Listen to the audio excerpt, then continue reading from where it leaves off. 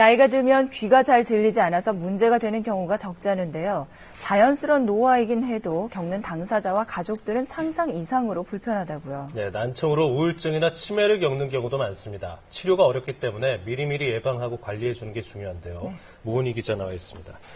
귀가 잘 안 들린다면 정말 답답하겠죠. 네, 어르신들이 흔히 겪는 질환이 3대 질환이 있대요. 네. 관절염, 고혈압, 그리고 난청이 바로 여기에 해당됩니다. 그 귀의 신경이 노화돼서 생기는데 나이 들면 당연한 거다 하고 방치하다가는 더 큰 병을 얻을 수 있습니다. 대화가 단절되면 인지 기능까지 현저하게 떨어지거든요.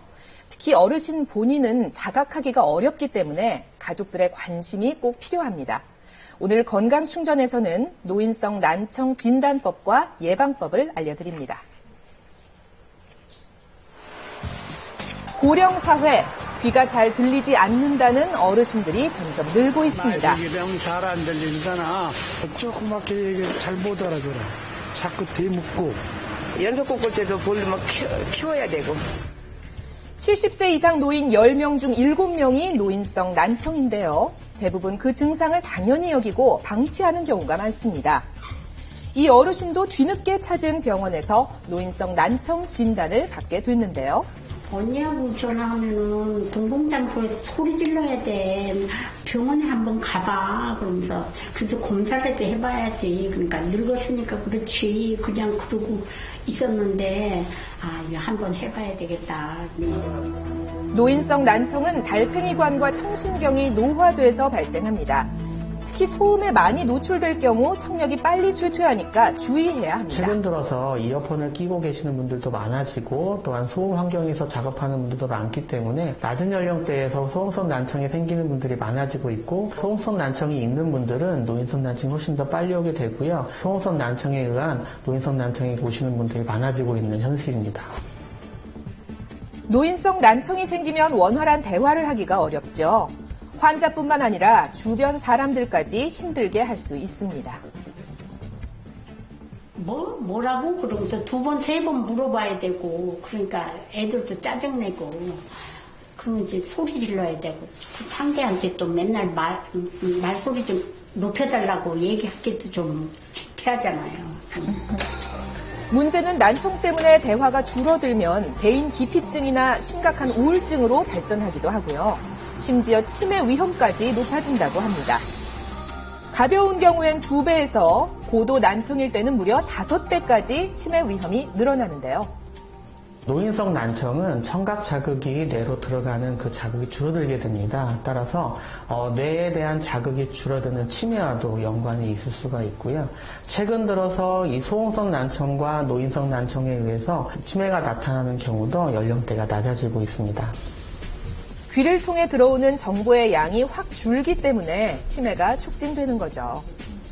그런데 난청이 심해져도 정작 본인은 모르는 경우가 많다는데요. 그럴수록 가족과 주변 사람들의 세심한 주의가 필요합니다. 그렇겠네요. 이 어르신도 아들의 도움으로 난청을 발견할 수 있었다는데요. 3년 전부터 아버지가 말을 잘 못 알아들으시고 가끔씩 이명이 들린다고 해서 걱정되는 마음에 아버지를 모시고 병원을 찾아서 그 전문적인 진료를 받으려고 왔습니다. 식사는 어떤 걸로 하셨어요? 그렇다면 우리 가족도 혹시 노인성 난청은 아닌지 확인해 보겠습니다. 말, 발목, 달. 난청인 경우 비슷한 말이나 스, 츠, 크, 프 같은 자음의 구별이 힘들고요. 특히 여성과 아이가 내는 고음을 알아듣기 어렵습니다. 말소리가 중얼거리는 것처럼 들리고 귀울림도 난청의 신호가 됩니다. 가족 중에 이런 증상들이 있다면 더 악화되기 전에 검사를 받아봐야겠죠. 초기 난청 증상은 소리는 들리지만 말이 정확하게 구분되지 않는 것입니다. 그래서 말이 똑바로 들리지 않을 때는 최대한 빨리 병원에 내원하셔서 정확한 검사를 통하여서 내 청력 상태를 정확히 진단하는 것이 중요할 것 같습니다. 노인성 난청의 예방은 청력 관리에서 시작됩니다. 일상생활에서는 소음을 최대한 줄이고요. 되도록이면 저음으로 또박또박.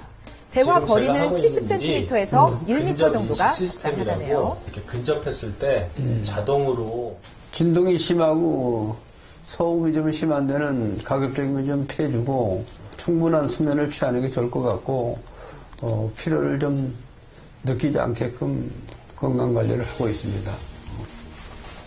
하루 10분 정도 귀를 지압해주는 것도 방법입니다. 귓바퀴와 뿌리 부분을 자극해주면 혈액순환과 청력 보호에도 도움이 된다고 하네요. 꾸준히 해보세요. 난청이 시작되면 가능한 빨리 보청기를 착용하는 게 좋은데요. 더 또렷한 소리를 듣기 위해 보청기는 양쪽 모두 착용하는 게 좋습니다. 현재까지는 약물로 손상된 청력을 회복하는 방법은 없습니다. 보청기를 착용하거나 아니면 달팽이관 내에 전극을 삽입하는 수술 등이 나와 있는데요. 아주 고도 난청인 경우에는 수술을 실시할 수 있으나 재활 시간이 오래 걸리고 합병증 등이 있기 때문에 초기에 난청이 더 이상 진행되지 않도록 예방하는 것이 가장 중요한 방법입니다. 노인성 난청, 피할 수 없다면 신호가 왔을 때 서둘러 대처해야겠죠. 자칫 방치하다간 가족의 행복까지 위협받을 수 있으니까요. 세심한 관찰로 난청에 미리 대비하세요.